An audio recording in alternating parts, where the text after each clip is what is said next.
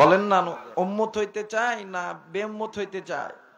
উম্মত যদি হইতে চান নবীর প্রেমে কি গাইলে কি কষ্ট হবে? আমি দেখতে চাই, নিজে তো গাইবেন গাইবেন, একটু নজর করবেন কোনটা নবী প্রেমে গায় না ওটা নবীর দুশ্মন, মাদ্রাসার দুশ্মন, কোরআনের দুশ্মন, ইসলামের দুশ্মন, আল্লাহ নবীর চরম শত্রু, এটা ইহুদিদের দালাল। কথা বলেন ঠিক কিনা? আমার ভালোবাসার জায়গা মদিনা, আমার ভালো লাগার জায়গা মদিনা, সবাই আমার ভালোবাসার জায়গা মদিনা, আমার ভালো লাগার। আল্লাহ দেখো তোমার কোন বান্দা জবান খোলে না, মালিক ওই জবানকে বন্ধ করিয়া দাও। আল্লাহ যে জবান খোলে, আল্লাহ ওই জবানকে তুমি কবুল করে নাও। জোরে বলেন আমিন। আমার ভালোবাসার জায়গা মদিনা, আমার ভালো লাগার, আমার ভালোবাসার জায়গা মদিনা, আমার ভালো লাগার। এত সুন্দর জায়গা কোথাও দেখি নাই, এত সুন্দর জায়গা কোথাও দেখি নাই, বানিয়েছেন দয়ার রব্বানা। বলেন বানিয়েছেন না। আমার ভালোবাসার, আমার ভালো লাগার জায়গা মদিনা, আমার ভালোবাসার। মদিনা শরীফে নূরের খাজিনা, মদিনা শরীফে, মদিনা শরীফে নূরের খাজিনা, আশিক বিনে অন্য বোঝে না। আমার ভালোবাসার, আমার ভালোবাসার জায়গা মদিনা, আমার ভালো লাগার।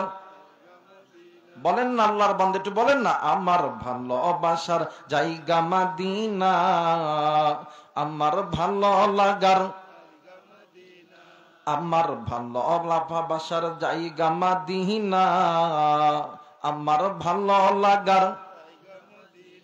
মদিনা শরীফে নূরের খাজিনা, মদিনা শরীফে নূরের খাজিনা, আশিক বিনে অন্য বোঝে না। আমার ভালোবাসার, নারাই তাকবীর, নারাই তাকবীর। প্রধান অতিথির আগমন, প্রধান অতিথির আগমন, এলাকাবাসীর পক্ষ থেকে নারাই তাকবীর। আলহামদুলিল্লাহি রাব্বিল আলামিন। পাঁচবাড়িহাট সৈয়দ আহমদিয়া দাখিল মাদ্রাসার উন্নয়ন কল্পে 2 দিন ব্যাপী ঐতিহাসিক তাফসিরুল কোরআন মাহফিলের আজকে প্রথম দিন। আজকের এই প্রথম দিনের সম্মানিত সভাপতি, সহসভাপতি, প্রধান অতিথি, বিশেষ অতিথি, আমন্ত্রিত অতিথিবৃন্দ, আমন্ত্রিত ওলামা হযরত যিনারা কথা বলেছেন, দোয়া করছি আল্লাহ তাআলা সকলের শান মান ইজ্জত সম্মান আল্লাহ যাতে বৃদ্ধি করে দেয়। জোরে বলেন আমিন। সেই সাথে আমরা যারা এখানে এসেছি, চাচারা, ভাইরা, ছোট ছোট কলিজার টুকরারা, পদ্মার অন্তরালে আমুনা সালেহা মা ও বোনেরা, আসুন আমরা দলমত নির্বিশেষে আল্লাহ পাকের দরবারে শুকরিয়া আদায় করি।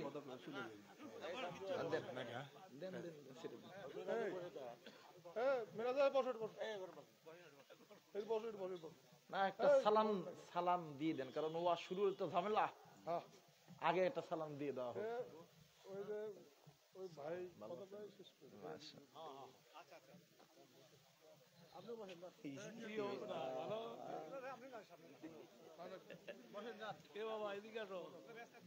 আপনার লোকাল কেউ বলতে চান কিছু বলে আমার দেন, যদি কেউ বলতে পারে।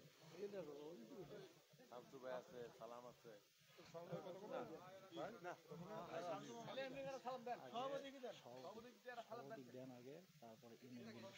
আমি তো এটা কিছু চিনি না, ওটা আপনাদের চিনতে হবে, বোঝেন না কথা।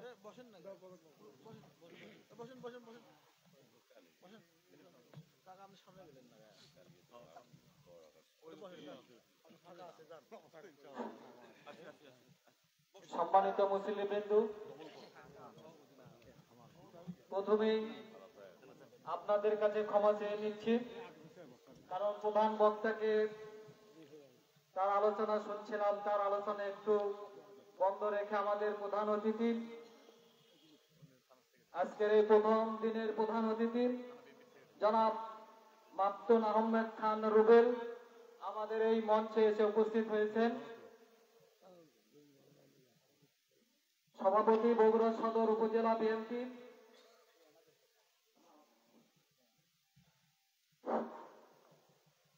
আরো উপস্থিত হয়েছে বিশেষ অতিথি সৈয়দ জহুরুল আলম, সাধারণ সম্পাদক সদর উপজেলা বিএনপি।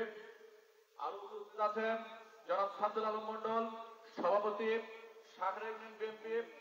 উপস্থিত আছেন রাজাপুর ইউনিয়ন বিএনপির সাধারণ সম্পাদক জাহাঙ্গীর আলম।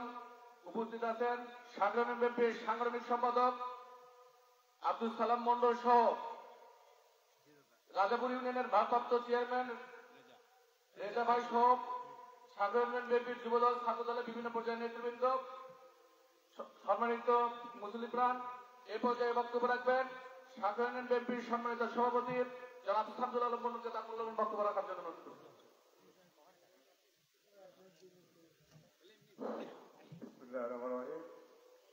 আজকের এই মহতী জলসার সম্মানিত সভাপতি সাহেব এবং উপস্থিত আছেন প্রধান অতিথি এবং আরো উপস্থিত রয়েছেন প্রধান অতিথি জনাব মাকতুন আহমেদ খান রুবেল,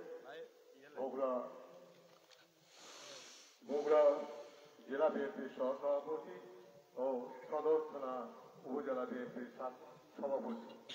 আরো উপস্থিত রয়েছে আমাদের বগুড়া সদর উপজেলার সাধারণ সম্পাদক জনাব সৈয়দ জহুরুল আলম এবং জেলা বিএনপি আইন বিষয়ক সম্পাদক। উপস্থিত রয়েছে বিভিন্ন পর্যায়ের নেতৃবৃন্দ, সবার প্রতি সালাম, আসসালামু আলাইকুম।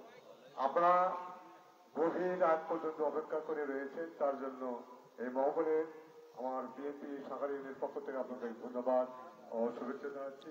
উপস্থিত আরো রয়েছেন আমাদের নেতৃবৃন্দ, সবাইকে সালাম, আসসালামু আলাইকুম এবং সবার সুস্বাস্থ্য দেহ কামনা করে আজকের এই সভার সমাবেশ বক্তব্য শেষ করে আসসালামু আলাইকুম। সম্মানিত সুধী, আমাদের মাঝে আরো উপস্থিত আছেন আপনাদের এলাকার কৃতি সন্তান, আপনাদের এলাকার গর্ব, আমাদের শাখারিয়ার গর্ব, মালয়েশিয়া প্রবাসী, আমাদের মালয়েশিয়া যুব দলের সাধারণ সম্পাদক বিএনপি নেতা মিনাজউদ্দিন মন্ডল, আর উদ্য মাহফিলের সম্মানিত সভাপতি, দ্বিতীয় দিনের সভাপতি, সম্মানিত মুসল্লিবৃন্দ, এ পর্যায়ে বক্তব্য রাখবেন আজকের অনুষ্ঠানের বিশেষ অতিথি সদর উপজেলা বিএনপির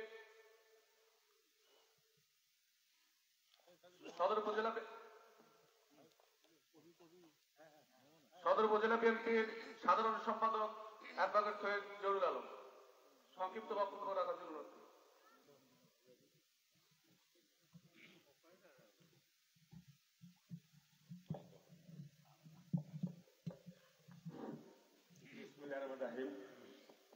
আজকের প্রথম অধিবেশনের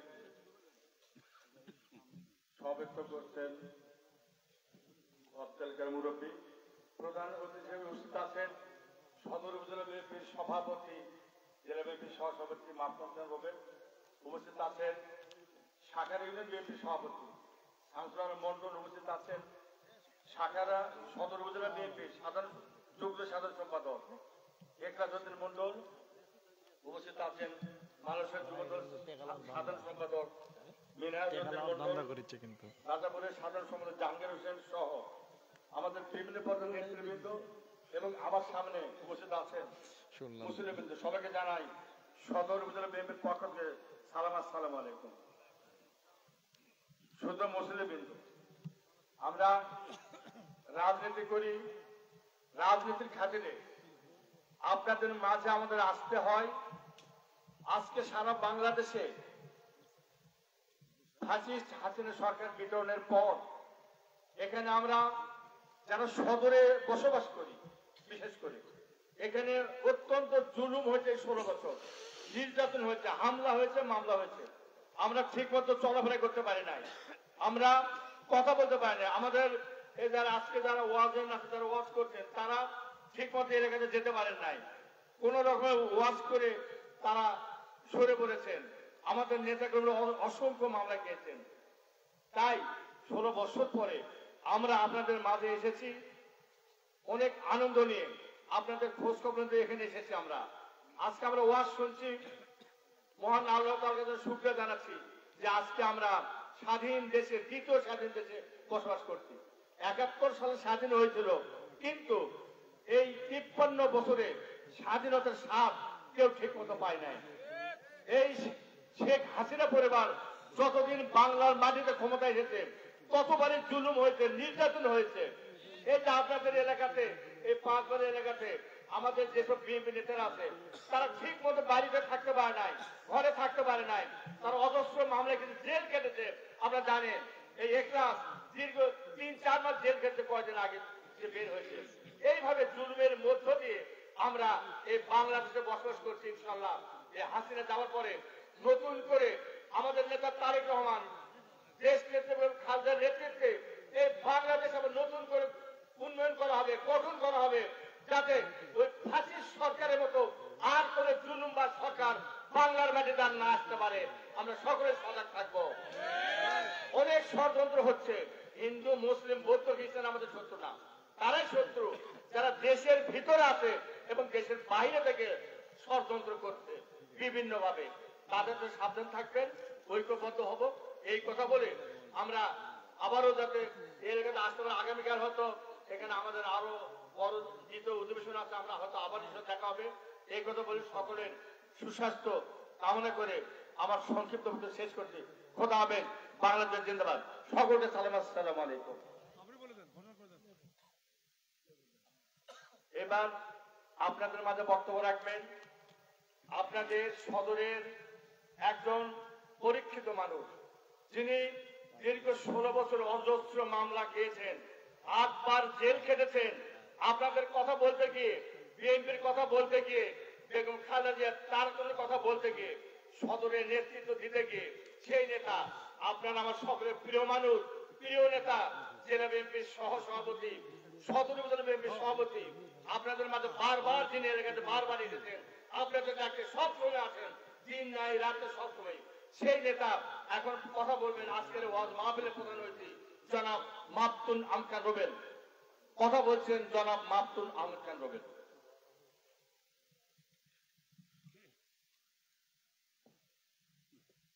আউযু বিল্লাহি মিনাশ শাইতানির রাজিম। বিসমিল্লাহির রহমানির রহিম।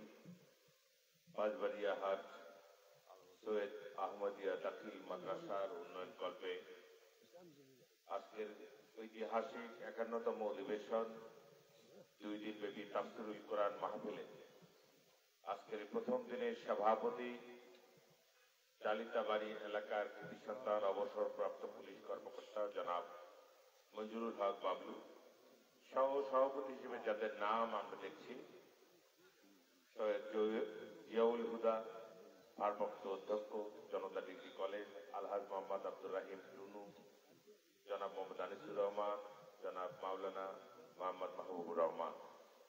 এ পর্যায়ে প্রধান বক্তা হিসেবে যিনি আপনাদের মাঝে এতক্ষণ কথা বলছেন, যাকে থেমে রেখে আমরা কথা বলছি, তার কাছে আমি মাপ চেয়ে নিয়ে তার নাম বলছি।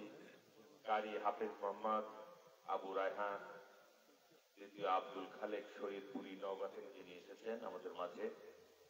এর আগেও কথা বলেছেন কারি মাওলানা মোহাম্মদ আব্দুল মজিদ, মাওলানা মোহাম্মদ আজিজুল হক, কারি মাওলানা মোহাম্মদ শোয়েব আল হাবিবি, যারা ইতিমধ্যেই কথা বলেছেন। এছাড়া এখানে বিশেষ অতিথি হিসেবে উপস্থিত রয়েছেন বগুড়া সদর উপজেলা বিএনপির সংগ্রামী সাধারণ সম্পাদক, বগুড়া জেলা বিএনপির সংগ্রামী আইন বিষয়ক সম্পাদক, এই শাখারিয়া সহ সদর উপজেলার যারা মামলা মোকদ্দমায় সরকারের হয়রানির শিকার হয়েছে, যাদের জন্য আইন যুদ্ধ করেছেন এতদিন, আপনাদের আমাদের সবার প্রিয় নেতা জনাব অ্যাডভোকেট সৈয়দ জহুরুল আলম, উপস্থিত রয়েছেন বগুড়া জেলা বিএনপির সম্মানিত সদস্য, সাকারি ইউনিয়ন বিএনপির সম্মানিত সভাপতি জনাব শামসুল আলম মন্ডল। উপস্থিত রয়েছেন বগুড়া সদর উপজেলা বিএনপির যুগ্ম সাধারণ সম্পাদক, এই এলাকার কৃতি সন্তান, আমাদের বিশ্বস্ত সহযোদ্ধা জনাব একলাস উদ্দিন মন্ডল। উপস্থিত রয়েছেন মালয়েশিয়া প্রবাসী যুব দলের সেখানকার সাবেক সাধারণ সম্পাদক, বিশিষ্ট ব্যবসায়ী, আপনাদের জনদরদি, মানব দরদি, এ এলাকার কৃতি সন্তান, আমাদের অত্যন্ত প্রিয় মানুষ মিনহাজ উদ্দিন মন্ডল। উপস্থিত রয়েছেন সাকারিয়া ইউনিয়ন বিএনপির সাংগঠনিক সম্পাদক আব্দুল সালাম। উপস্থিত রয়েছেন পার্শ্ববর্তী ইউনিয়ন সাকারিয়ার রাজাপুর ইউনিয়ন বিএনপির সাধারণ সম্পাদক জাহাঙ্গীর হোসেন, রাজাপুরের ভারপ্রাপ্ত চেয়ারম্যান আবু বকর সিদ্দিক রেজা সহ অনেক নেতৃবৃন্দ আছেন। আমি সবার নাম নিচ্ছি না, আমাদের সাবেক ছাত্র নেতা, সাবেক যুব নেতা অনেকেই আমাদের সঙ্গে আছেন। আমাদের সামনে সম্মানিত মুসল্লিবৃন্দ, মঞ্চের বাহিরে অন্তরালে রয়েছেন আমাদের শ্রদ্ধেয় মা বোনেরা, সবার প্রতি আমার সালাম। আসসালামু আলাইকুম। আপনারা কেমন আছেন? আলহামদুলিল্লাহ। আমরা দীর্ঘদিন পরে আল্লাহ পাকের ইচ্ছায় হাজার হাজার নেতাকর্মীর আত্মদারিগণের মাধ্যমে, তাদের বহু পরিশ্রমের মাধ্যমে, আল্লাহ পাকের সরাসরি হস্তক্ষেপে আমরা হাসিনা মুক্ত, ফ্যাসিস্ট মুক্ত, স্বৈরাচার মুক্ত একটি স্বাধীন বাংলাদেশ আবার ফিরে দিয়েছি। আবার বলেন আলহামদুলিল্লাহ। আর এর জন্য যুদ্ধ করতে যে, এই সংগ্রাম করতে যে, আন্দোলন করতে যে আমরা শত হাজার হাজার নেতাকর্মী শহীদ হয়েছে, গুম হয়েছে, খুন হয়েছে, এবং আমাদের নেত্রী দেশপাতা বেগম খালেদা জিয়া ৬টি বছর জেলে কাটাতে হয়েছে। আমাদের ভাই, আমাদের আত্মার আত্মীয় বিএনপির ভারপ্রাপ্ত চেয়ারম্যান তারেক রহমান আজকে দেশত্যাগী হয়েছে, তাকে আজকে এখনো বাংলাদেশে আসার সুযোগ হয় নাই। এমনি ভাবে সারা বাংলাদেশের লক্ষ লক্ষ মজলুম, তাদের জন্য দোয়া করার আহ্বান জানিয়ে আমি দুটি কথা বলবো। আজকে এই মাহফিলের যে আয়োজক যারা, তাদেরকে আমি ধন্যবাদ জানাবো। তারা একটি বিশাল আয়োজন করেছেন। যদিও আগামীকাল আমরা আশা করছি এখানে হাজার হাজার মানুষের সমবেত হওয়ার এখানে একটা সম্ভাবনা আছে। এখানে প্রধান অতিথি হিসেবে উপস্থিত থাকবেন বগুড়া জেলা বিএনপির সংগ্রামী সভাপতি, আমাদের প্রিয় নেতা বেগম খালেদা জিয়া তারেক রহমানের আস্থাভাজন ব্যক্তিত্ব জননেতা জনাব রেজাউল করিম বাদশা ভাই। সেখানেও হয়তো আমরা আগামীকাল আপনাদের সঙ্গে দেখা হবে ইনশাল্লাহ। আজকে যে বর্তমান পরিস্থিতিতে, পরবর্তী পরিস্থিতিতে নতুন বাংলাদেশে আমরা যে পদার্পণ করেছি, আমরা সবাই ভালো রয়েছি।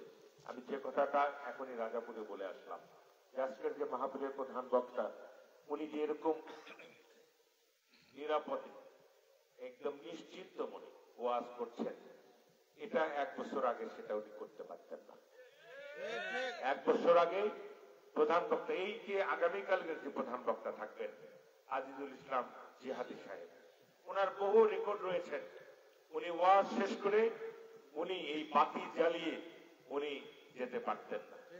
অন্ধকার করে পোশাক চেঞ্জ করে জনগণের মধ্যে মিশিয়ে যে চোরের মতো পালিয়ে যেতে হয়। যে বাংলাদেশে 90% মুসলমানের দেশ, সেই দেশের একজন কোরআন থেকে তাফসীর কারক চোরের মতো পালিয়ে যেতে হয়। সে দেশের সরকার যে বাংলাদেশকে অবৈধভাবে শাসন করেছে, তার পতনের মাধ্যমে বাংলাদেশ দ্বিতীয়বার স্বাধীন হয়েছে, এ কথা আমরা বলতেই পারি। তাই আসুন সেই পরিবেশ ধরে রাখতে হবে। সেই দেশে যেন আর ওই পরাজিত ফ্যাসিস্ট সরকার যেন আর কোনদিন ফিরে না আসে, আবার যেন এরা ফিরে না আসে, আবার এই ধর্ম বিরোধী, ইসলাম বিরোধী কর্মকাণ্ড পরিচালিত করতে না পারে। এবং তাদের প্রেতাত্মা এখনো রন্ধ্রে রন্ধ্রে রয়েছে, পাড়ায় পাড়ায় রয়েছে। বিশেষ করে এই শাখার ইউনিয়নের 2 জন সভাপতি, একজন জেলা সভাপতি, একজন সদরের উপজেলা সভাপতি ছিলেন। তারা সারা বগুড়া জেলাকে নেতৃত্ব দিয়েছেন। এই শাখার ইউনিয়নের মানুষ এই দুটি মানুষের জন্য বেশি বেশি নির্যাতিত হয়েছে, বেশি বেশি অত্যাচারিত হয়েছে। আমরা বলতে চাই, আপনারা তখন দায়িত্বে ছিলেন, এই শাখারিয়ার জন্য আপনারা কি উন্নয়ন করেছেন? আমরা যদি বলি আপনাদের কোনো জবাব নেই, কারণ আপনারা উন্নয়ন করেছেন নিজের পকেটের উন্নয়ন করেছেন, জনগণের কোনো উন্নয়ন আপনারা যারা আওয়ামী লীগ করেছেন আপনারা করেন নাই। তাই আসুন, এই অপশক্তিকে আর বাংলাদেশে কখনো আমরা ফিরতে দেব না, আর কখনো রাজনীতি করার তারা কোনো সুযোগ পাবে না। তাই আমরা সজাগ থাকবো, সতর্ক থাকবো। আমরা আমাদের বিএনপি, জামাত সহ সকল গণতান্ত্রিক শক্তি আমাদের নিজেদের মধ্যে যাই হোক না কেন, আমরা ঐক্যবদ্ধ থাকবো। আমরা ঐক্যবদ্ধ থাকবো ভারতের বিরুদ্ধে। ভারত এই বাংলাদেশকে নিয়ে খেলা খেলছে। আজকে বলতে চাই, মোদী, নরেন্দ্র মোদী, আপনার এই ভুল নীতির কারণে আজকে সারা বাংলাদেশের মানুষ ভারতকে ঘৃণা করে। এর জন্য দায়ী আপনি। ভারত আমাদের প্রতিবেশী, প্রতিবেশীকে কখনো পরিবর্তন করা যায় না। এমনি ভাবে আমরাও ভেবেছিলাম ভারত আমাদের সঙ্গে প্রতিবেশী সুলভ আচরণ করবে, কিন্তু গত 17টি বছর হাসিনা সরকারকে টিকিয়ে রাখার মূল মন্ত্র ছিল ভারত, মূল মন্ত্র ছিল নরেন্দ্র মোদী এবং কংগ্রেস। আমরা তাদেরকে আমরা সাবধান করে দিতে চাই, সেই বাংলাদেশ আর এখনকার বাংলাদেশ এক নয়।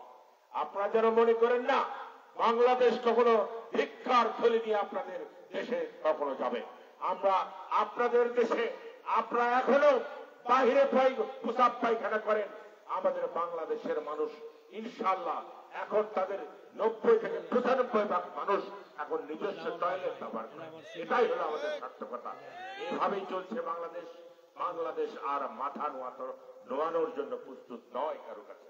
তাই আসুন, এই পরিবেশ ধরে রাখার জন্য আমরা ঐক্যবদ্ধ থাকবো, ইসলামের পথে, গণতন্ত্রের পথে দেশটি পরিচালিত হোক, এবং বর্তমান সরকারের কাছে আহ্বান জানাবো যে আপনারা অতি দ্রুত সময়ের মধ্যে, যৌক্তিক সময়ের মধ্যে আপনাদের প্রস্তাবিত সংস্কার কর্মসূচি সমাপ্ত করে একটি রুট ম্যাপ ঘোষণা করুন, যে রোডম্যাপের মাধ্যমে আমাদের কাঙ্ক্ষিত একটি নির্বাচন, যে নির্বাচনের জন্য 15.5 বছর আমরা রাজপথে রয়েছে, সেই রাজপথে নিয়ে আমরা লক্ষ লক্ষ মানুষ ক্ষতিগ্রস্ত হয়েছে। আমাদের মূল দাবি তো ছিল নির্বাচন। তাহলে কেন নির্বাচনকে নিয়ে খেলা হচ্ছে? কেন নির্বাচনের কথা বলতে আপনাদের এত কুণ্ঠাবোধ হচ্ছে? আপনাদের কাছে আবেদন থাকবে, কারো পরামর্শে, কারো কুপরামর্শে আপনারা কান দেবেন না। আপনারা জনগণের পাশ বোঝার চেষ্টা করুন। জনগণ বাংলাদেশের মাটি থেকে সুষ্ঠু নির্বাচন চায়। সেই নির্বাচনের মাধ্যমে একটি গণতান্ত্রিক সরকার এদেশে কায়েম হবে, এবং তখনই সকল জাতীয় এবং আন্তর্জাতিক ষড়যন্ত্রের মূলোৎপাটন হবে ইনশাআল্লাহ। সেই পর্যন্ত আমরা অপেক্ষা করব। আপনাদের সঙ্গে আবারও কালকে হয়তো দেখা হবে। আজকের এই মাহফিল সফল হোক, সুন্দর হোক। আপনারা যারা ইতিমধ্যেই বাইরে ঘোরাফেরা না করে মাহফিলের প্যান্ডেলের মধ্যে চলে আসছেন, আমি মনে করি আপনাদের প্রতি আল্লাহ পাকের সবার রহমত আছে। এই কারণেই আপনারা এখানে এই কোরআনের বাগানে আপনারা চলে আসছেন। আল্লাহ আপনাদেরকে এই কোরআনের মাহফিলে আসার কারণে আমাদের অতীতের সকল গুনাহ খাতা মাফ করে দেয়। আজকের প্রধান বক্তা, প্রধান মেহমান যিনি রয়েছেন, ওনার বক্তব্য থেকে আলোচনা থেকে এমন কোন সুমধুর বক্তব্য আমাদেরকে হৃদয়কে স্পর্শ করুক, যার কারণে আমাদের ভুলগুলো যেন আমরা শুধরে নিতে পারি। আগামীকাল থেকে যেন আমরা ইসলামের পথে, আমরা নবীর অনুসৃত পথে আমরা পরিচালিত হতে পারি। এভাবেই আজকের মাহফিলের সফলতা কামনা করে আমার মা বেগম খালেদা জিয়ার জন্য আবারও দোয়া চেয়ে দিই। সবাইকে ধন্যবাদ ও কৃতজ্ঞতা জানিয়ে আজকের যে এই যে যার উন্নয়নের কথা বলা হয়েছে, কিসের উন্নয়ন, মাদ্রাসার উন্নয়নের কথা বলা হচ্ছে, আমরা আপনাদের জন্য আমাদের প্রতি ভরসা রাখবেন, দোয়া করবেন। ইনশাআল্লাহ ভবিষ্যতে এই এলাকার জনপ্রতিনিধি বিএনপির দ্বারাই নির্বাচিত হবে, এটা অতীতের ইতিহাস তাই বলে। এবং আপনাদের ভোটে এমপি হয়তো আপনারা নির্বাচিত করবেন একটি ভোটের মাধ্যমে, সেই এমপি সারা বাংলাদেশের প্রধানমন্ত্রী হবে ইনশাআল্লাহ। এবং সেজন্য এই এলাকার উন্নয়ন যেভাবে পিছিয়ে রয়েছে আওয়ামী লীগের 15টি বছর, সেইভাবেই আমরা এগিয়ে নেওয়া যাওয়ার চেষ্টা করব। কোন এলাকা পিছিয়ে থাকবে না। এই মাদ্রাসার উন্নয়নের দায়িত্ব বিএনপি গ্রহণ করবে ইনশাআল্লাহ ভবিষ্যতে। এই কথা বলে আজকের মাহফিলের সফলতা কামনা করে আমি সবাইকে আবারও ধন্যবাদ এবং সালাম জানিয়ে কথা বলা শেষ করছি। সবাইকে সালাম জানাচ্ছি। এবং এবং আমরা বিদায় নিচ্ছি। আমরা 3টি মাহফিল একত্র করেছি। আজকে আমরা সুন্দরভাবে মাহফিল শেষ করুন। সবাইকে ধন্যবাদ। আসসালামু আলাইকুম। কালকে আবারও মাহফিল হবে আমাদের করোনা কাজ রেজাল্ট করে 5 সবাই আসবে এবং আলোচিত বক্তা এখানে আমাদের আজিজুল ইসলাম জিহাদ, উনি অনেক বড় বক্তা, তার বক্তব্য শুনতে আসবেন। আমরা সবাই মিলে আমরা চেষ্টা করবো ওনার বক্তব্য শোনার জন্য। সবাই মিলে আসবেন। সবাইকে ধন্যবাদ।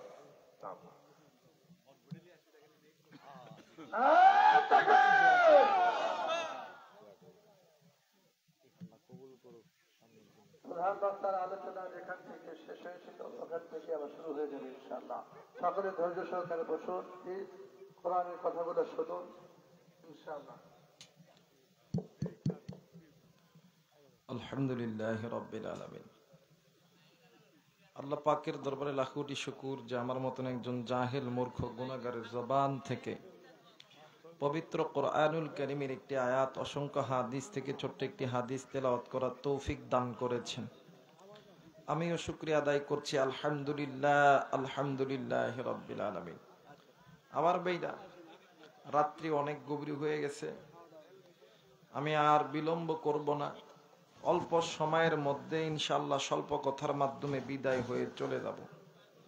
যে আল্লাহ আমাকে আমার মতন গুনাহগারের জবান থেকে পবিত্র কোরআনুল কারীমের একটি আয়াতে কারিমা তেলাওয়াত করার তৌফিক দান করেছেন। আল্লাহ বলেন, ইয়া আইয়ুহাল্লাযীনা আমানু, হে আমার ঈমানদার বান্দা বান্দীগণ, কু আনফুসাকুম ওয়া আহলিকুম নার, তোমরা নিজেরা জাহান্নামের আগুন থেকে বাঁচো, তোমাদের স্ত্রী সন্তান ভাই বোন বন্ধু বান্ধবদেরকে জাহান্নামের আগুন থেকে বাঁচাও। ওয়াকুদুহান নাস ওয়াল হিজারা, তোমরা যদি নিজে জাহান্নামের আগুন থেকে না বাঁচতে পারো, ওই জাহান্নামের ইন্ধন হইতে হবে, লাকড়ি হইতে হবে। আমি আল্লাহ তোমাদেরকে জাহান্নামে দেওয়ার জন্য বানাই নাই। একটু আওয়াজ করে বলা যাবে না আল্লাহু আকবার? হয় নাই, হয় নাই, ডাক দেন না, বলেন না আল্লাহু আকবার। আমার ভাইরা, আল্লাহ চাই না আমার বান্দা আমার বান্দি আমি মালিকের জাহান্নামে যাক। আল্লাহ চাই আমার বান্দা আমার বান্দি আমি মালিকের জান্নাতে যাক। কিন্তু আফসোস, আজকে মুসলমান, আপনি আমি নিজেকে মুসলমান দাবি করি, মা বাবা মুসলমান, দাদা দাদি নানা নানি মুসলমান, আজকে মুসলমানের সন্তান হইয়া নিজে গুনাহ করি, নিজের স্ত্রী সন্তান ভাই বোন আত্মীয় স্বজন গুনাহ করে। কিন্তু মুসলমান, এই গুনাহ তোমাকে আল্লাহর জাহান্নামে নিয়ে যাবে। একমাত্র আল্লাহর নির্দেশ, আল্লাহর হুকুম, আল্লাহর দেখানো পথ তোমাকে আমাকে আল্লাহর জান্নাতে নিয়ে যাবে। সুবহানাল্লাহ বলবেন না? এই জায়গায় অনেক বাবা আছেন, আমি 2টা মিনিট একটা কথা বলে আমি আমার ওয়াজ শুরু করব। আপনারা এখানে যারা আছেন, ইউটিউব ইন্টারনেটে যারা ওয়াজ শোনেন, আপনারা খুব ভালোভাবে জানেন আমি আবার জোরে জোরে কথা কইতে পারি না, আস্তে আস্তে বলবো, ধীরে ধীরে শুনবেন। কিন্তু একটা জিনিস, অল্প সময়ের মধ্যে স্বল্প কথার মাধ্যমে দোয়া নিয়ে চলে যাব ইনশাল্লাহ। এই জায়গায় অনেক বাবা আছেন, অনেক বাবার সন্তানও আছে, মাও আছে। অনেক সময় দেখবেন মা বাবা সন্তানের সঙ্গে ঝগড়া হয় কি হয় না? একটু বলবেন, হয় কি হয় না? হয়।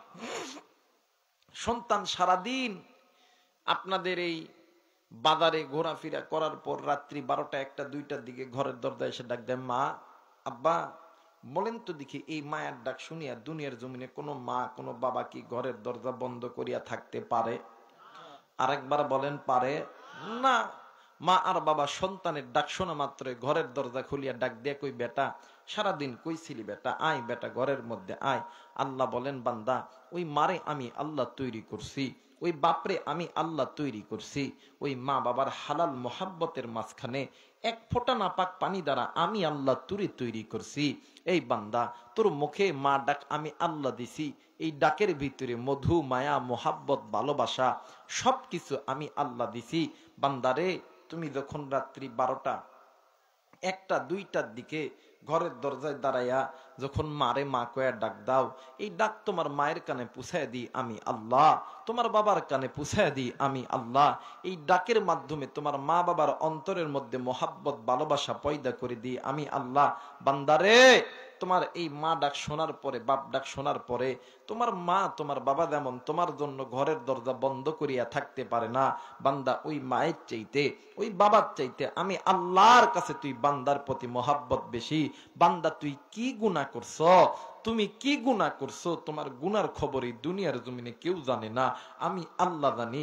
বান্দা তুমি একটা বার তুমি তোমার নিজের ভুলটা বুঝতে পারি আমি মালিকের দরবারে সেজদা লাগায়া বলো না, আল্লাহ গুনাহ করছি, আল্লাহ ভুল করছি।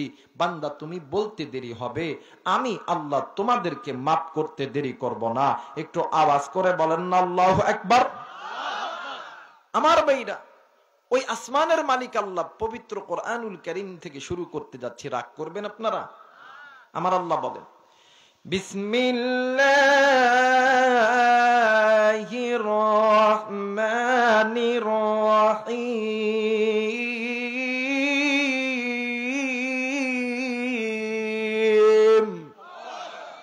বলেন তো দেখি, কোরআন কার কিতাব?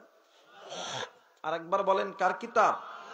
আল্লাহর কিতাব। এই কোরআন শুনতে ভালো লাগে না খারাপ লাগে? যেই মুসলমানের সন্তানের কাছে আল্লাহর কোরআন শুনতে ভালো লাগতেছে, আল্লাহ আপনাকে জান্নাতের পথে কবুল করতেছে। সুবহানাল্লাহ বলবেন না? এই মাইক অপারেটর কইরে ভাই একটু সাউন্ড বাড়া রে, একটু সাউন্ড বাড়া।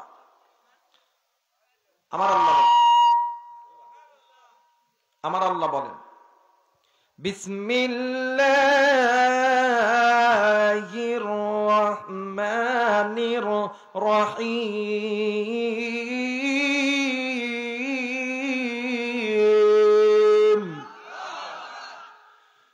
ইয়া আইয়ুহাল্লাযীনা আমানু কু আনফুসাকুম ওয়া আহলিকুম নারা। কোরআন মজা লাগে না?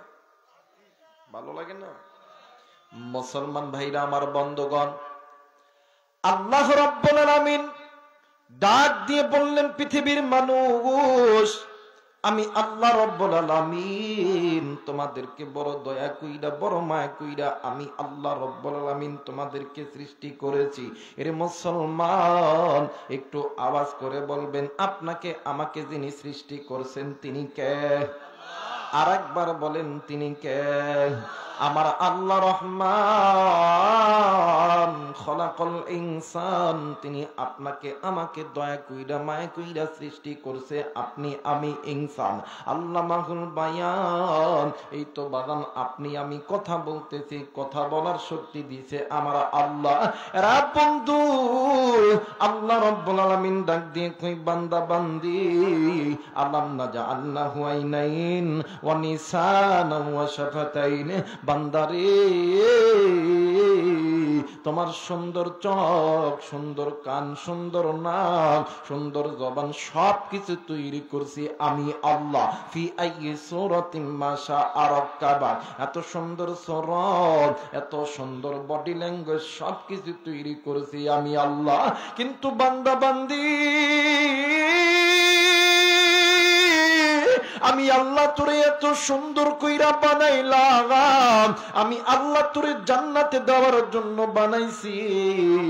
কিন্তু বান্দা বান্দি, তুমি কোন দুনিয়ার মায়ায় পড়িয়া ওই দুনিয়ায় যাওয়ার পরে আমি আল্লাহরে, বান্দা তুই কেমনে ভুলিয়া গেলি? বান্দি তুই কেমনে আমি আল্লাহর সঙ্গে নাফরমানি করলি? কেমনে বান্দা আমি আল্লাহর ঘর মসজিদ ছাড়লি? কেমনে বান্দা তুই আমি আল্লাহর কোরআন ছাড়লি? কেমনে বান্দি তুই পর্দা ছাড়লি? কেমনে বান্দা তুই সুদের জিন্দেগি, ঘুষের জিন্দেগি, তুই মুনাফিকের জিন্দেগি কাটাইলি? আল্লাহ রাব্বুল আলামিন ডাক দিয়ে বললেন, নবীজি, ইয়া রাসূলুল্লাহ, ইয়া হাবিবাল্লাহ, ওই পথগুলো বাঁকা পথ, ওই পথগুলো মানব জাতিকে জাহান্নামে নিয়ে যাবে। আর ওই মানব জাতি যদি ওই জাহান্নামের পথ, বাঁকা পথ, অন্ধকারের পথটা ছেড়ে আমি আল্লাহর কোরআনটা ধরে, আমি আল্লাহর কোরআন ওই বান্দা বান্দীদেরকে আমি আল্লাহর জান্নাতে নিয়ে যাবে। একটু আওয়াজ করে বলেন সুবহানাল্লাহ। আমার আল্লাহ বলেন ওয়া আলাল্লাহি কাসদুস সাবিলি ওয়া মিনহা জাইর ওয়ালাউ শাআ লাহাদাকুম আজমাইন।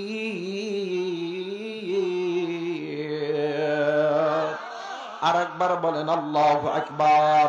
আল্লাহ বললেন নবীজি, ইয়া রাসূলুল্লাহ, ইয়া হাবিবাল্লাহ, ওই বান্দা বান্দি যদি আমি আল্লাহর কোরআনটা মেনে নেয়, আমি আল্লাহর কোরআন ওই বান্দা বান্দিকে আমি আল্লাহর জান্নাতে নিয়ে যাবে। এরে মুসলমান, আজকে মুসলমান নিজে কোরআন পড়ি না, নিজের স্ত্রী সন্তান কোরআন পড়ে না, নিজের মা বাবা ভাই বোন কোরআন পড়ে না।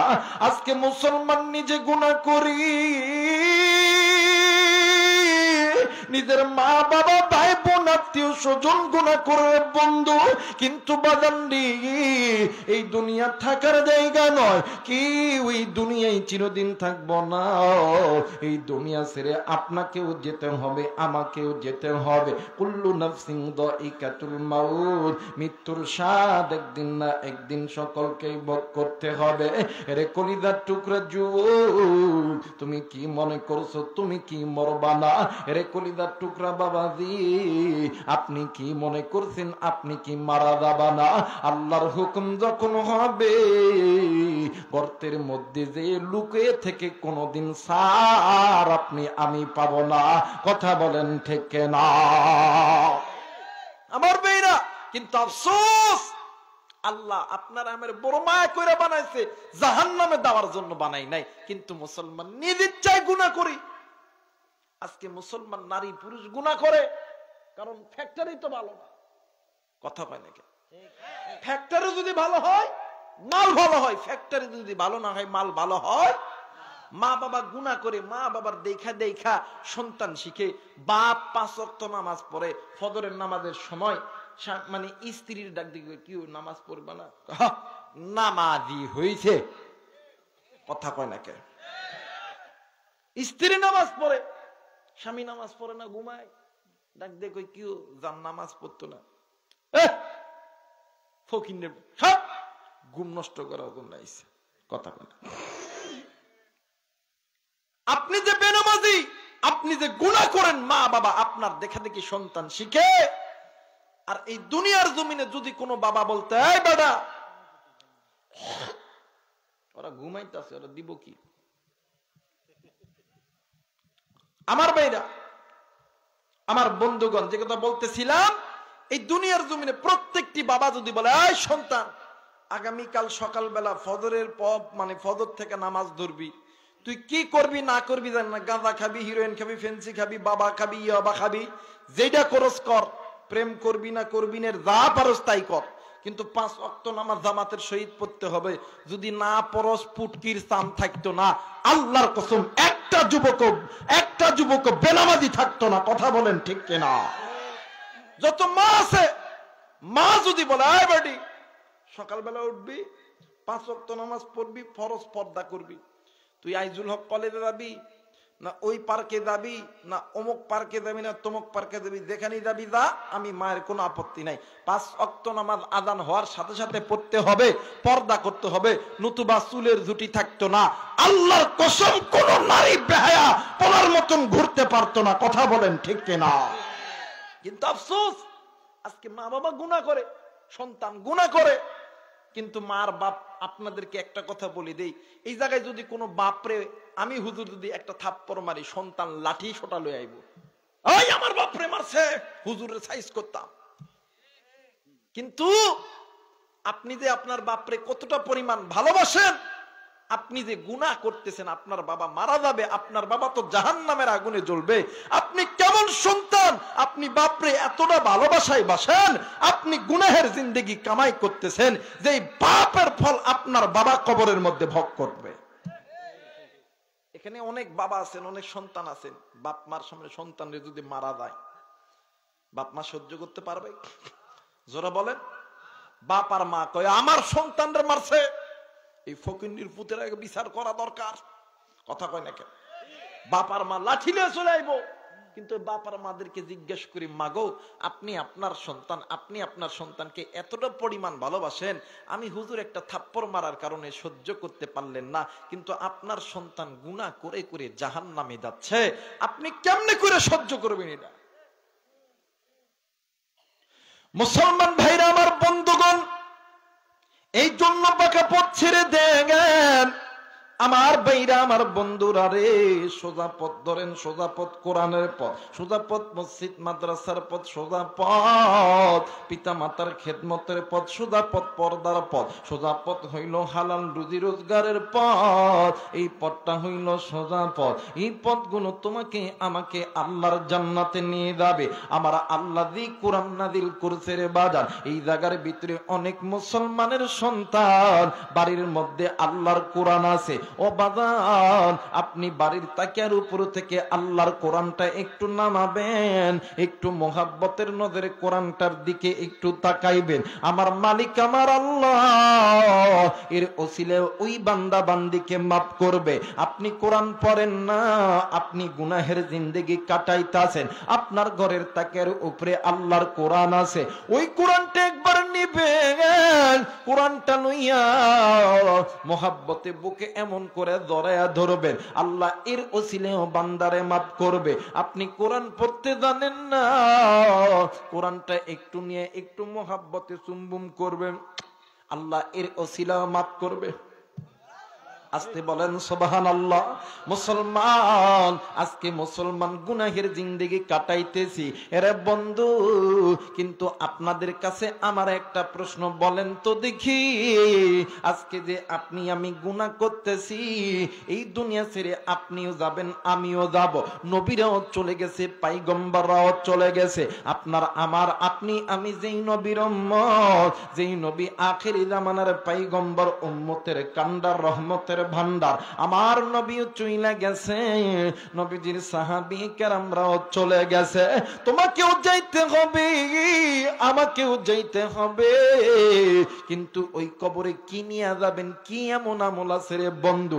নাম শুনছেন হযরত আবু বকর রাদিয়াল্লাহু তাআলা আনহু। ও বাজান, আল্লাহর নবী জিন্দা অবস্থায় আবু বকরকে জান্নাতের টিকিট প্রাপ্ত সাহাবী বলে ঘোষণা করেছে। হযরত ওমর, হযরত আলী, হযরত ওসমান, এই চারজন সাহাবীকে আল্লাহ তাআলা দুনিয়াতেই জান্নাতের টিকিট দিবেন রে বন্ধু। জান্নাতের টিকিট প্রাপ্ত সাহাবী রাত্রি যখন গভীর হইত, তাহাজ্জুদের নামাজে দাঁড়াইয়া আল্লাহরে ডাক দিয়ে কইতো, আল্লাহ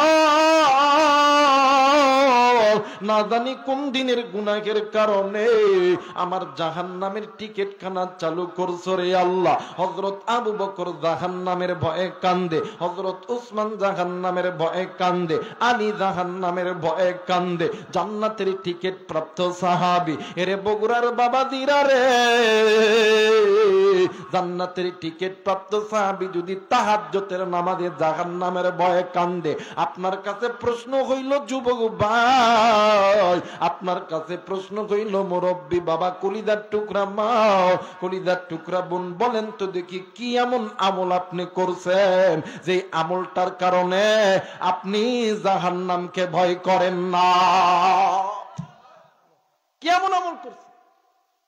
না পড়ি নামাজ, না করি রোজা, না দেই যাকাত, না করি হজ, না করি পর্দা, না করি পিতা মাতার খেদমত, হারাম খাই, নিজে খাই, নিজের স্ত্রী সন্তানরা খায়, কিন্তু বাবা আপনি আমি যে শরীর দিয়ে গুনাহ করি, এই শরীরটার মালিককে? জোরে বলেন কে? আমার বেরা, আমার বন্ধুগণ, এই আমার হাতে একটা টিস্যুর প্যাকেট আছে, আছে না বাজান? এখানে নাম কি লেখা আছে? জোরে কয় না কি? ফ্রেশ। এই ফ্রেশ টিস্যুর কোম্পানির নাম দিয়ে বানাইছে ফ্রেশ। শুধু তাই নয়, আমার হাতে একটা মোবাইল আছে, এই মোবাইল আইটেল। কি কোম্পানি? যারা কয় না কি কোম্পানি? আইটেল। এমনি ভাবে এই হুজুর একটা পাঞ্জাবি পরে আছে, পাঞ্জাবির সিট হইল জাপানি সিট। সিট যখন কিনছে, সিটের নিচ দিয়ে লেখা আছে মেড ইন জাপান। এমন কইরা মুসলমান নারী পুরুষ, আপনি আমি একটা বিস্কিট খাইতে যাবেন, এখানে এক প্যাকেট বিস্কিট কিনতে যাবেন, নাটি, এনার্জি ইত্যাদি ইত্যাদি কোম্পানির নাম লেখা। আপনি জুতা পরবেন অ্যাপেক্স, বাটা, এরপরে পায়ে পায়ে তুবা ইত্যাদি ইত্যাদি শুসের নাম আছে না নাই? জোরে বলেন আছে না নাই?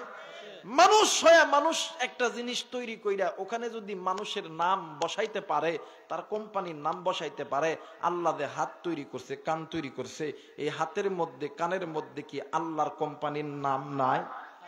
কথা বলেন নাই? এই মুসলমান, এই হাতটা যে আল্লাহ তৈরি করছে, এই হাতটার মধ্যেও আল্লাহ তার কোম্পানির সিল দিছে।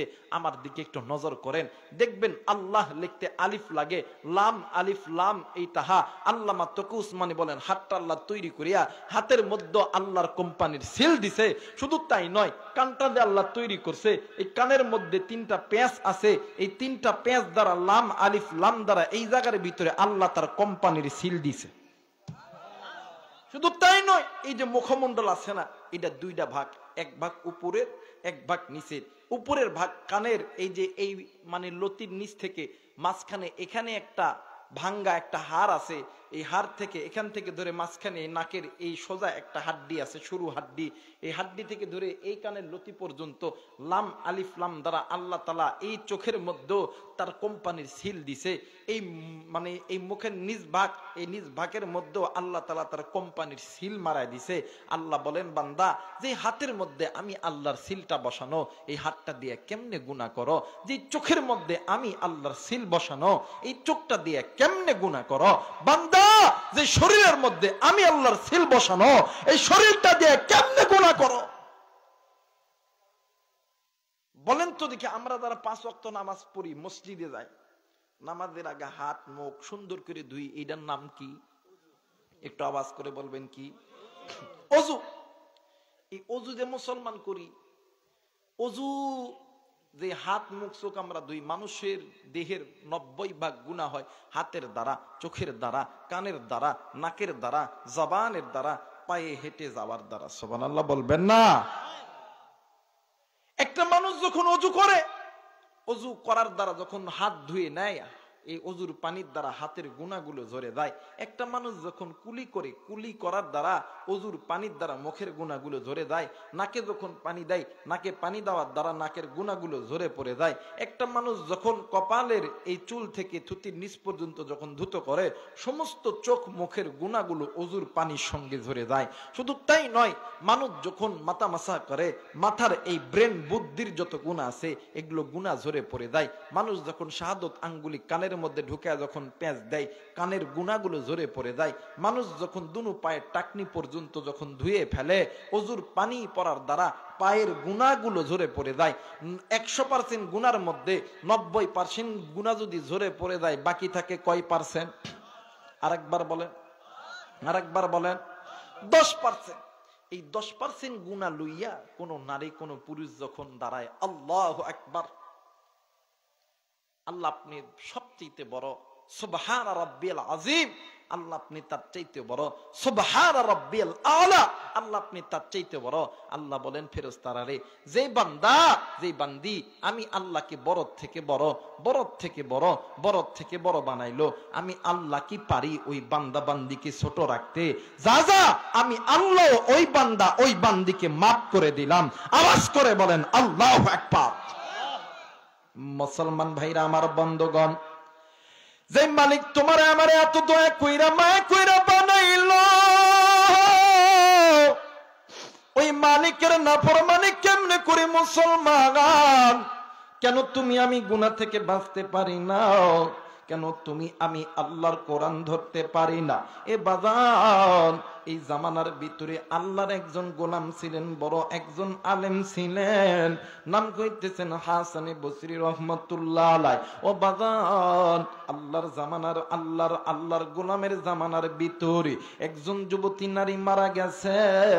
ওই যুবতী নারীর দুনিয়ার জমিনে বাবা নাই, মা শুধুমাত্র জিন্দা আছে।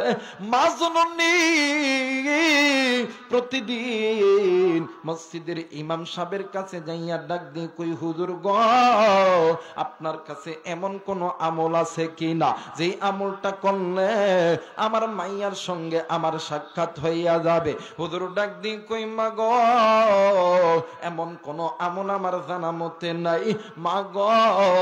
এই জামানার ভিতরে আল্লাহর একজন বান্দা আছে, বহুত বড় একজন আলেম আছে, নাম তার হাসান বসরি রহমতুল্লাহ আলাই।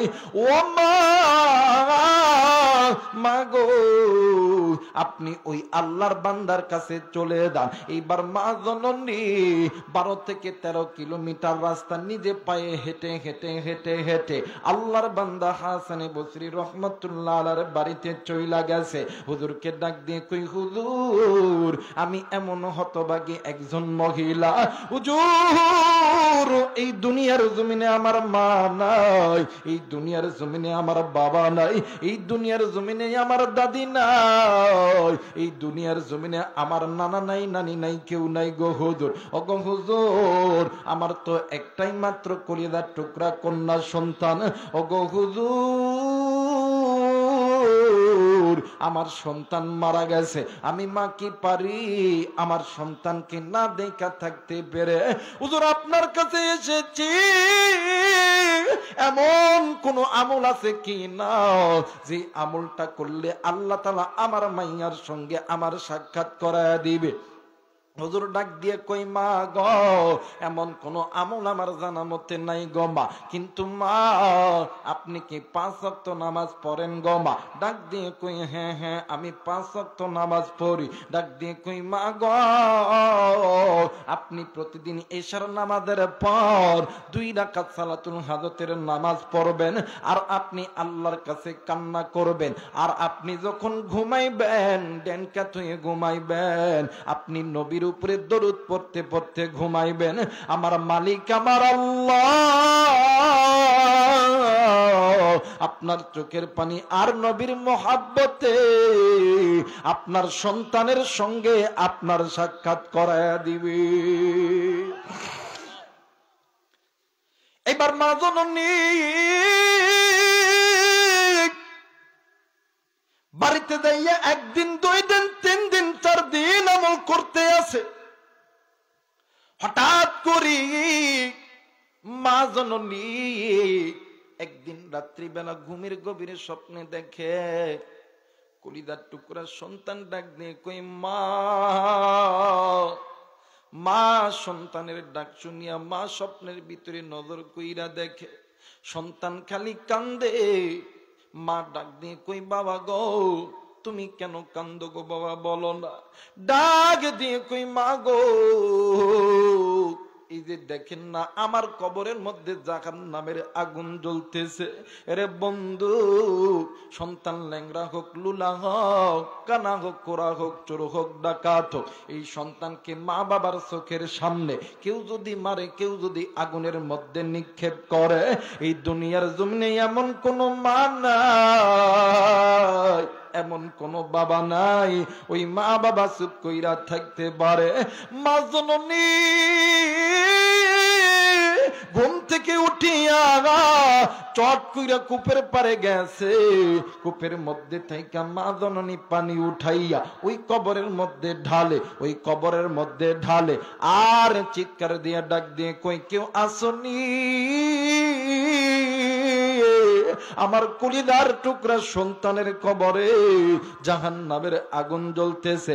এলাকার মানুষগুলি আইসা দেখে এই কবরটা কেমন জানি ভিজায় গেছে, মহিলার পুরো শরীর ভিজা গেছে। একজন ডাক দিয়ে কই বল, তুমি এই রাত্রি বেলা এই কবরের মধ্যে কেন পানি ঢালো? ডাক দিয়ে কই ভাই গো, আমার সন্তান এই কবরে জাহান্নামের আগুনে জ্বলতেছে। ডাক দিয়ে কই বোন, তুমি হয়তো বা স্বপ্ন দেখেছ, বাস্তবে এইটা সত্যি নাও হইতে পারে। মা ডাক দিয়ে কই ভাইয়া, আমি মায়ের স্বপ্ন কোনদিন মিথ্যা হইতে পারে না। এইবার আল্লাহর বান্দি ওই গভীর রাত্রিতে 12 থেকে 13 কিলোমিটার রাস্তা নিজে পায়ে হেঁটে হেঁটে আল্লাহর বান্দা হাসানে বসরি রহমতুল্লাহ আলাইহির বাড়িতে গেছে। ডাক দিয়ে কই হুজুর, হুজুর ঘুম থেকে উঠিয়া ডাক দিয়ে কই মা গো, আপনি এত রাত্রিতে আমার বাড়িতে কেন আইছেন গো মা? মা জননী ডাক দিয়ে কই হুজুর, দুনিয়ার জমিনে যদি কোনো মায়ের সন্তান বিপদে থাকে, সন্তান যদি বিপদে পড়ে, এই দুনিয়ার জমিনে এমন কোন মা নাই, এমন কোন বাবা নাই, ওই মা বাবা চুপ করিয়া বসিয়া থাকতে পারে। হুজুর, আমি মা আজকে রাত্রে বেলা দেখি আমার সন্তান আমারে কেমন জানি মা মা কইরা ডাকে। আমি মা নজর কইরা দেখি আমার সন্তানের কবরে দাউ দাউ করে জাহান্নামের আগুন জ্বলতেছে। আমার সন্তান চিৎকার করে, ওগো হুজুর, আপনার কাছে এসেছি, এমন কোন আমল আছে কিনা যে আমলটা করলে আল্লাহ তাআলা আমার কন্যা সন্তানের কবরে আযাব মাফ করে দিবে? হুজুর ডাক দিয়ে কই মা, আপনি কি আমলটি করতে পারবেন গো মা? মা জননী ডাক দিয়ে কই হুজুর,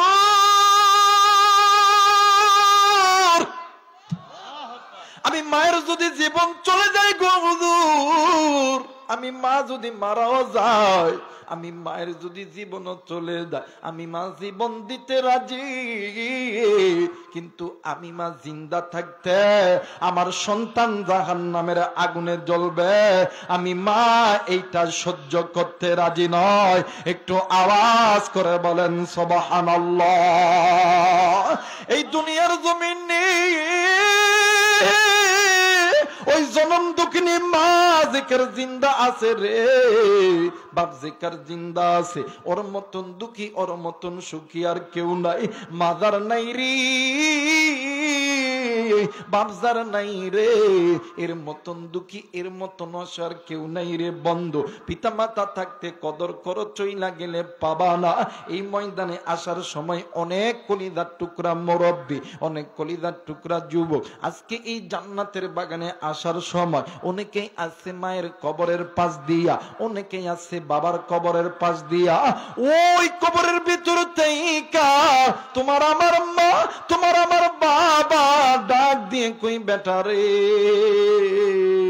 আজকে এলাকায় মুসাফির আলেম ওলামা এসেছে, কবরে আইসা খবর পাইছি আলেমদের সঙ্গে দোয়া করলে আল্লাহ তাআলা কবরে আযাব মাফ করবে।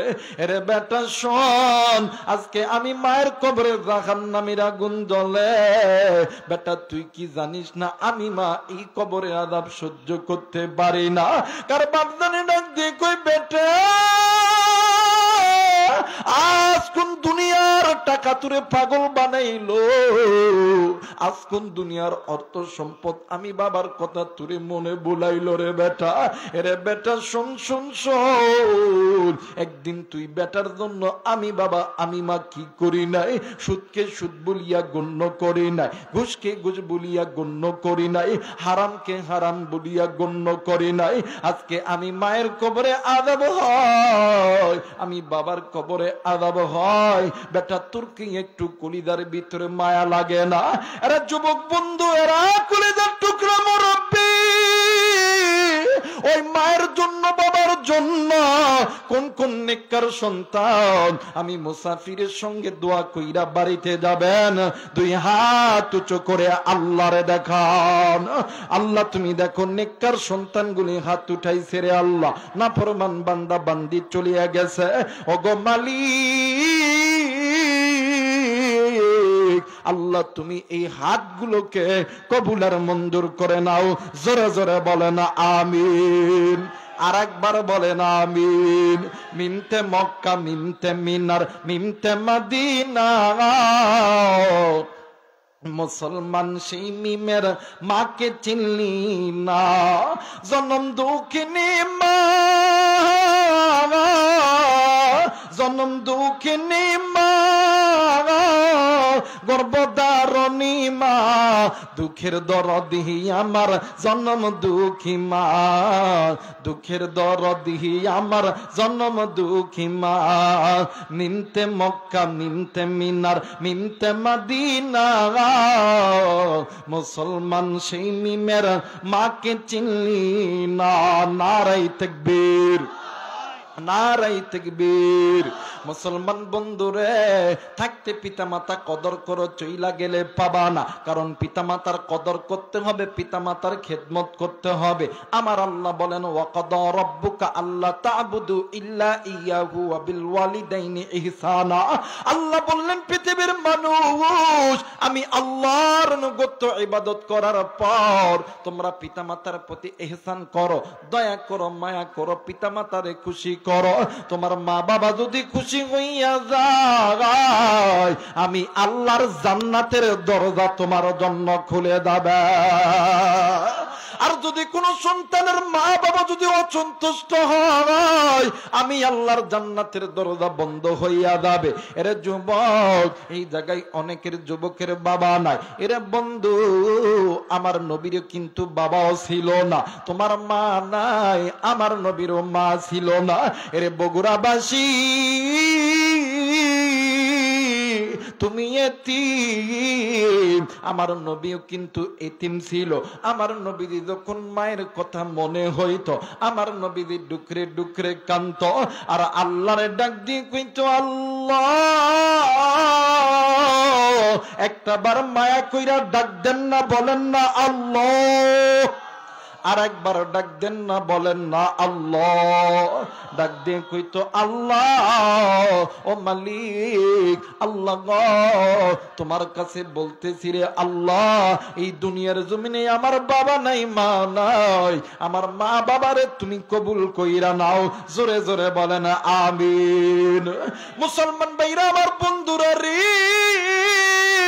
আমার মার নবীর কাছে, মুসলমান ভাইরা, আমার বন্ধুগণ, আমার নবীর কাছে যখন কোন সাহাবীরা দোয়া নেওয়ার জন্য আসতেন, আল্লাহ নবী ডাক দিয়ে কই, সাহাবীরা রে, তোমার মা বাবা কি জিন্দা আছে? ডাক দিয়ে কই, হ্যাঁ আছে। ডাক দিয়ে কই, সাহাবী, আমি নবী দোয়া করলে আল্লাহ কবুল করবে, কিন্তু আমি নবীর দোয়ার আগে তোমার মায়ের দোয়া, বাবার দোয়া আল্লাহর দরবারে কবুল হইয়া যাবে। এই জায়গায় অনেক যুবক আছে ভাইরে, তুমি লেখাপড়া করো, অনেক ব্যবসায়িক থাকতে পারেন, অনেক কৃষক থাকতে পারেন, আপনারা অনেক সময় উলামায়ে কেরামদের কাছে দোয়া চান, আলেমরা দোয়া করলে দোয়া কবুল হয়, কিন্তু কলিজার টুকরা যুবক, মা বাবা দোয়া করলো আমার আল্লাহ কবুল কেমন কইরা বুঝামু, কি কইরা বুঝাইমু, বুঝানোর কোনো ভাষাই আমার কাছে নাই। আমি আল্লাহর কসম কইরা বলি, কোরআন আমার কাছে আছে রে, তোমার আমার জন্য মা আর বাবা যদি আল্লাহর কাছে দোয়া করে, ওই মা আর বাবা দোয়া চাইতে দেরি হবে, আমার আল্লাহ তোমারে আমারে আর্মি বিডিআর পুলিশেরা বানাইতে দেরি করবে না। একটু আওয়াজ করে বলেন সুবহানাল্লাহ। এই মুসলমান বাবাইরা রে আমার, দেখেন তো দেখেন, মা বাবার দোয়া কেমন করে আল্লাহর দরবারে কবুল হইয়া যায়। মা বাবা যদি ভালো দোয়া করে আল্লাহ কবুল করে, খারাপ দোয়া করলো আল্লাহ কবুল করে। আরে মুসলমান, আজকে তুমি কোন মায়েকে মোহাব্বত করো না, কোন মায়ের তুমি ভালোবাসো না, কোন বাবাকে তুমি মোহাব্বত করো না, তুমি জানো না? আমার নবী বলেছে, দুনিয়াতে যেই সন্তানগুলো পিতা মাতার খেদমত করবে, হাসরের ময়দান যেদিন কায়েম হবে, আমি নবী উম্মত বলিয়া দাবি করব। আর যেই বান্দা যেই বান্দির নবী বলবে এইটা আমার উম্মত, আল্লাহ বলবে, ফেরেশতারা রে, জলদি কইরা জান্নাতের মধ্যে ঢুকায়া দাও। হাসরের মধ্যে যেদিন কায়েম হবে, আমারে যদি নবী কয় এইটা আমার উম্মত না, ফেরেশতারা চিন্তা করব, আল্লাহ কবে, কি রে দাঁড়াছস, কই এত বড় আলেম, আরে আলেম এসেছে কিছু ফিরা কোপা, তার কোপা, আমার নবী কইছে এটা আমার উম্মত না, দাঁড়ায় আসিস কোপা, কথা কয় না কেন? নবী যদি কয় যে এটা আমার উম্মত না, যতই বড় আলেম, মুফতি, মুহাদ্দিস, টাকা পয়সা দাম আছে, পিটন আর পিটন, কোনো বাকি থাকতো না, কথা কয় না কেন? কিন্তু একজন রিক্সা চালায়, ভ্যান চালায়, কৃষক, নবী যদি কয় আল্লাহ এটা আমার উম্মত, ফেরেশতাদেরকে আল্লাহ কইবে ওই দাঁড়ায় আছে জান্নাতে ঢুকে, সুবহানাল্লাহ কইবেন না? এই জায়গায় অনেক মুরব্বী আছেন, অনেক যুবক আছো, মা বাবারে বিয়ার পরে অনেকে বুইলা যায়, শ্বশুর শাশুড়ির খেদমত করে, আব্বা আসসালামু আলাইকুম কথা কয় নাকি? আমি কি বানায় কইতেছি? হাই হাই রে, কি কত রকমের আব্বা আপনি কেমন আছেন, মা আপনি কেমন আছে, কিন্তু বাড়িতে বৃদ্ধ মার বাপ আছে, একটাবার দিনের মধ্যে বলে না আব্বা আপনি কি খাইছেন কি খান নাই, কথা কয় নাকি? যুবক, তুমি তোমার শ্বশুর শাশুড়ির খেদমত করো, ইসলাম বাধা দেয় নাই, শ্বশুর শাশুড়ির খেদমত করতে হবে, কিন্তু শ্বশুর শাশুড়ির আগে তুমি তোমার মায়ের খেদমত করো, কারণ পিতা মাতার চেহারার দিকে তাকাইলে কবুল হজের সওয়াব পাওয়া যায়, শ্বশুর শাশুড়ির চেহারার দিকে তাকাইলে কবুল হজের সওয়াব পাওয়া যায় না। সার চিনেন আপনারা? কথা কেন? ইউরিয়া সার চিনেন না? এই সারটা দেন কোন জমিতে? হ্যাঁ, কেউ যদি ধানের জমিত না দিয়ে যদি ঘাসের জমিত দিয়ে খালি জিকির করে আল্লাহ ধান দেন ধান দেন ধান দেন, হবে? হবে? সার যদি দিতে হয় ধানের জমিত দেন, আর খেদমত যদি করতে হয় পিতামাতার করেন, আমার আল্লাহ খুশি হইয়া দুনিয়াতে কোটি সম্পদের মালিক বানায় দিবে। যারা বলেন আল্লাহু আকবার। আর ওই মা বাবা যদি একবার কষ্ট পায়, মা বাবা যেমন ভালো দোয়া করলেও কবুল, খারাপ দোয়া করলে আল্লাহ কবুল করে, খালি হাতে ফেরত দেয় না।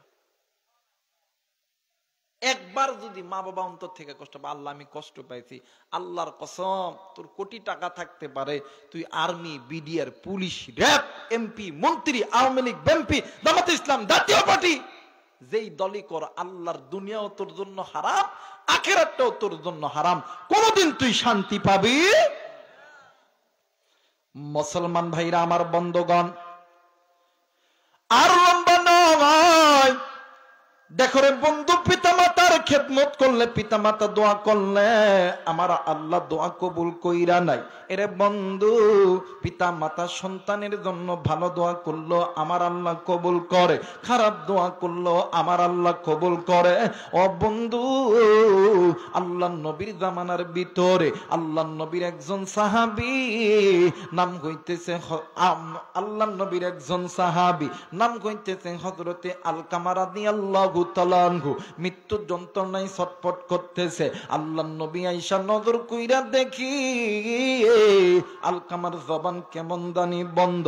আল্লাহ নবী ডাক দিয়ে কই, সাহাবীরা রে, আলকামার মা কই জলদি করে বলো না। আরে বন্ধু আমার ভাইরা, আমার বাবাজিরা রে, আল্লাহর নবী পাশের ঘরে দাইয়া দেখে আলকামার মা কানতে কানতে, সন্তানের বেদনায় কানতে কানতে মা জননী আউলাকেশ পাগলকেশ হইয়া গেছে। আমার মায়ের নবী ডাক দিয়ে কই, মা তুমি তোমার সন্তানকে মাফ করিয়া দাও গো মা। মা কোনো কথা বলে না। আল্লাহ নবী আবার আলকামার সামনে আইছে, আলকামার সামনে আইসা আমার নবী নজর কইরা দেখে আলকামা হাত দিয়া বারবার নবীদিকে ইশারা করতেছে। এই চিত্রখানা দেখিয়া আমার নবীজিও কান্দে, আল্লাহ নবীর সাহাবীরাও কান্দে। ইতিমধ্যে জিবরাইল আমিন হাজির হয়ে গেছে। জিবরাইল আমিন ডাক দিয়ে কই, নবীজি, ইয়া রাসূলুল্লাহ, ইয়া হাবিবাল্লাহ, আপনি কেন কান্দেন গো নবীজি, বলেন না। আল্লাহ নবী ডাক দিয়ে কই, জিবরাইল তুমি কি দেখো না আমার আলকামার জবান বন্ধ হয়ে গেছে? জিবরাইল ডাক দিয়ে কই, নবী গো, আপনার আলকামা তো আল্লাহর আদালতে ধরা খেয়ে গেছে। আল্লাহ নবী ডাক দিয়ে কই, জিবরাইল বুঝলাম না, বলো না। ডাক দিয়ে কই, হুজুর আপনার আলকামা আল্লাহর হুকুম মানত, পিতাম আল্লাহর হুকুম মানত, আপনি নবীর সুন্নত তরিকায় চলতো, কিন্তু নবী গো আপনার আলকামা মায়ের কথা ভালো মতন শুনতো না। আল্লাহ নবী ডাক দিয়ে কই, সাহাবী জলদি কইরা চলো রে সাহাবী, আলকামার মায়ের কাছে যাইতে হবে। আলকামার মায়ের কাছে যাইয়া আল্লাহর নবী ডাক দি কই মা গো, ও মা তুমি তোমার সন্তানকে মাফ করিয়া দাও গো মা। মা কোনো কথা বলে না। ও বাজান, আল্লাহর নবী ডাক দি কই সাহাবীরা রে, তোমরা খড়ি আনো, আগুন জ্বালায়া দাও, আমি আমার আলকামারে নিজ হাতে দুনিয়ার আগুনে জ্বালাইমো। মা জননী ডাক দিয়ে কই হুজুর, আলকামা আমার সন্তান, আপনি কেন আমার আলকামারে আপনি আগুনের মধ্যে নিক্ষেপ করবেন? আল্লাহর নবী ডাক দিয়ে কই মা গো, বুঝতে পেরেছি আলকামা আপনার সন্তান, তাই নি আপনি আপনার সন্তানের উপর রাগ করে আছেন কেন মা? আপনি জানেন না দুনিয়ার আগুন মানুষের হাতে লাগলি মানুষের হাত পুড়িয়া যায়, কিন্তু জাহান্নামের আগুন হাতে লাগা মাত্রই মানুষের কলিজা পর্যন্ত পুইরা দেয়। মা গো, তুমি কেন তোমার সন্তানের উপর রাগ করে আছো গো মা? মাঝরে ডাক দেখো হুজুর, আমি মা কেনই রাগ করব না? যে আলকামা যেই দিন থেকে আমার পেটের ভিতরে, আমি মা ভালো মতন দাঁড়াইতে পারি না, ভালো মতন খাইতে পারি না, ভালো মতন উঠতে পারি না। ওগো নবীজি, আমি মা এই আলকামার জন্য বালিশের কাতার ধরে ধরে টানছি, বিছানার চাদর ধরে ধরে টানছি। শুধু তাই নাই গো নবী, আমি মা প্রসবের যন্ত্রণায় কত রক্তক্ষরণ করছি। হুজুর, আলকামা বড় যখন হইতে লাগি, আলকামার বাবা দুনিয়া থেকে চইলা গেছে, আমি মা এই আলকামারে মানুষের মতন মানুষ করতে লাইগা, আমি মা মানুষের বাড়িতে বাড়িতে কামলা দিছি, আমি মা মানুষের বাড়িতে বাড়িতে জিয়ের কাজ করছি। নবী গো, এই আলকামার জন্য আমি মা যতটুকু খাবার আনছি, ওই খাবার আনিয়া আমি আমার আলকামারে খাওয়াইছি, আমি মা খাই নাই। রাত্রি যখন গভীর হইছে গো নবী, আমি মা ক্ষুধার যন্ত্রণা সহ্য করতে পারি নাই, আমি মা পেটে পাথর বান্ধায়া ছিলাম গো নবীজি। এত কষ্ট করার পর যে সন্তান আমি মায়ের কষ্ট দেয়, আমি মাকে কষ্ট পাওয়ার কথা না। আল্লাহর নবী ডাক দিয়ে কই মা গো, এই জন্য তো আপনি কষ্ট পাইছেন দেখা আমার আল্লাহ নারাজ হইয়া গেছে। ওগো মা, আপনি যদি আপনার সন্তানকে মাফ না করেন মা, আমার আল্লাহ জাহান্নামের আগুনে জ্বালাইবে। মা গো, আপনি মুহূর্তের ভিতরে আপনার সন্তানকে মাফ করিয়া দেয়। ডাক দিয়ে কই নবী গো, আমি মাফ করলে কি আল্লাহ মাফ করিয়া দিবে? আল্লাহ নবী ডাক দিয়ে কই মা গো, পিতা মাতা সন্তানের জন্য এমন একটা মানে এমন একটা দামি সম্পদ, যদি কোনো পিতা আর মাতা সন্তানের জন্য আল্লাহর কাছে হাত তোলে, ওই মা আর বাবা হাত তুলতে দেরি, আমার আল্লাহ কবুল করতে দেরি করবে না। আলকামার মা সন্তানের জন্য দোয়া করেছি, আমার আল্লাহ আলকামার জবানে কালেমা নসিব কইরা দিছে। এরে বন্ধু, আজকে তুমি আমি বগুড়ার যুবক ভাইরা, বগুড়ার বাবারা, আজকে কোন দুনিয়ার পাগল হইয়া আজকে মা কবরে আছে, বাবা কবরে আছে, ওই মায়েরে বলিয়া গেলা, বাবারে বলিয়া গেলা, কিন্তু তুই জানোস নির যুবক, এই দুনিয়ার ভিতরে স্ত্রী বলো, সন্তান বলো, বন্ধু বলো, বান্ধবী বলো, ভাই বলো, বোন বলো, সবাই তোমারে ভালোবাসে স্বার্থের লোভে। স্বার্থ ছাড়া দুইজন ব্যক্তি ভালোবাসে, একজন হইল মা আর একজন হইল বাবা। এইবারে মা জননী ডাক দিয়ে কই হুজুর, আমি মা কি পারি, আমার সন্তান জাহান্নামের আগুনে জ্বলবে। হুজুর আপনার কাছে অনুরোধ করতেছি গো হুজুর, এমন কোন আমল আছে কিনা? হুজুর ডাক দিয়ে কই মা, আমার জানা মতে এমন তো কোনো আমল নাই গো মা, কিন্তু মা গো আপনি কি আল্লাহর কোরআন পড়তে পারেন?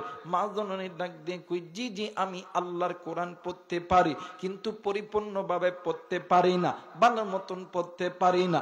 ডাক দিয়ে কই, মা আপনি আল্লাহর কোরআন পড়া শুরু করেন।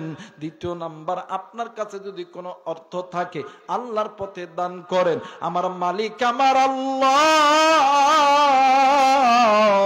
আপনি মায়ের এই দুইটা ইবাদতের কারণে আমার আল্লাহ আপনার সন্তানের কবরে আযাব মাফ করে দিবে। একটু আওয়াজ করে বলেন সুবহানাল্লাহ। এই জন্য মুসলমান আল্লাহর কোরআন ধরতে হবে। গুনাহ থেকে বাঁচতে হলে আল্লাহর কোরআন ছাড়া বিকল্প কোনো রাস্তা হতে পারে? এই কোরআন এমন একটা জিনিস, আপনি কোরআন পড়তে জানেন না, এই কোরআনুল কারীমের দিকে মহাব্বতের নজরে তাকাইবেন, আল্লাহ এর উসিলায় মাফ করিয়া দিবে। আপনি কোরআন পড়তে জানেন না, একজন মাদ্রাসার হাফেজ কোরআন পড়তে জানে, ওরে ডাক দিবেন, ভাই একটু শুনতো, ভাই একটু সূরা ইখলাস, একটু সূরা ফাতিহা বল। আপনি যে শুনলেন আল্লাহ এর উসিলায় মাফ করে দিবে। আজকে কোন দুনিয়ার জিন্দেগি গড়াইতেছি? আজকে কোন দুনিয়ার মায়ায় পড়িয়া আসমানের মালিক আল্লাহরে ভুলিয়া গুনাহ করতেছি? বলেন তো দেখি। আমি এই জায়গায় আসার সময় এই সাবেক চেয়ারম্যান সাহেবকে আমি জিজ্ঞেস করলাম যে, চেয়ারম্যান সাহেব বলেন তো দেখি, এই যে এত সুন্দর করে প্ল্যান প্রোগ্রাম করে বাড়িটা যে বানাইছেন, এই মুহূর্তে যদি আপনি মারা যান আর আপনি যদি ওসিয়ত করেন যে আমি মারা গেলে আমাকে এই বাড়িতে একদিন রাখবেন, আপনার সন্তানরা কি রাখবে? ওনার চোখ মুখ একদম লাল টকটকে হয়ে গেছে। হুজুর রাখবো না। আমি কই তাহলে বলেন আজকে কোন দুনিয়ার মায়ায় পুরিয়া রং তামাশা করলেন? এই রং তামাশা গুলো ছেড়ে দেন, আল্লাহর পথে আসেন, আল্লাহর পথে আসেন, আল্লাহ মাফ করে দিবে। যারা বলেন আল্লাহু আকবার। এই জন্য নিজে গুনাহ থেকে বাঁচতে হলে আল্লাহর কাছে তওবা করতে হবে, মাফ চাইতে হবে, কোরআনের কাছে থাকতে হবে। আল্লাহ তাআলা আপনাকে আমাকে সকলকেই গুনার পথ ছেড়ে দিয়ে কোরআন ধরার মতন তৌফিক দান করুক। সকলেই পড়ি আমিন। ওয়াল আখিরি দাওয়ানা আলহামদুলিল্লাহি রাব্বিল আলামিন। এখানে আমার উস্তাদ আছেন, আমার আব্বা হুজুর আছেন, চিনেন নাকি? চিনেন? এখানে বগুড়া জামিল মাদ্রাসা চিনেন তো? হ্যাঁ, উত্তরবঙ্গের মধ্যে যতগুলো বিভাগ আছে, রংপুর, রাজশাহী, এরপরে খুলনা, মানে ঢাকা থেকে উত্তরবঙ্গে দূরেই ধরে, এই 4টা বিভাগে যত বড় বড় মাদ্রাসা আছে, সবচেয়ে বড় মাদ্রাসা আপনার এই জেলায় অবস্থিত বগুড়া জামিল মাদ্রাসা। সুবহানাল্লাহ বলবেন না? এই বগুড়া জামিল মাদ্রাসায় আল্লাহর একজন কুতুব ছিলেন, আল্লাহর একজন ওলি ছিলেন। 7 নম্বর হুজুর ইউসুফ নিজামী রহমতুল্লাহ আলাইহি, ওনার সুযোগ্য সন্তান। হযরতকে অনুরোধ করছি আপনি একটু দোয়া হযরত করবে, আপনারা সবাই একটু হযরতের সঙ্গে দোয়া করে আমরা যাব ইনশাআল্লাহ। যারা বলেন ইনশাআল্লাহ। কারণ এই যে রত্ন হুজুর চলে গেছে, এমনও সময় দেখছি উত্তরবঙ্গের কত গরিব গরিব মাদ্রাসা যাইয়া মাসে শেষে ডাক দেয়, হুজুর চাউল লাগতো। হুজুর কয়ে যা চাউল লিয়ে যা, মাদ্রাসা চালা তাড়াতাড়ি যা, ছাত্র যেন কষ্ট না হয়। কিন্তু ওই ব্যক্তিগুলো আর নাই, বড় বড় দোকানদার গুলো আর নাই, তারা চলে গেছে। কিন্তু দোকানদার ছোট হলেও দোকানদার, বড় হলেও দোকানদার, ছোট্ট দোকানদার আছে। তো এই ছোট্ট দোকানদারের মধ্যে থেকে কিছু নেন, এইটাই নাজাতের জরিয়া হইতে পারে। কথা বলেন ঠিক কিনা? আল্লাহ তাআলা আপনাকে আমাকে কবুল করে নিক। জোরে বলেন আমিন।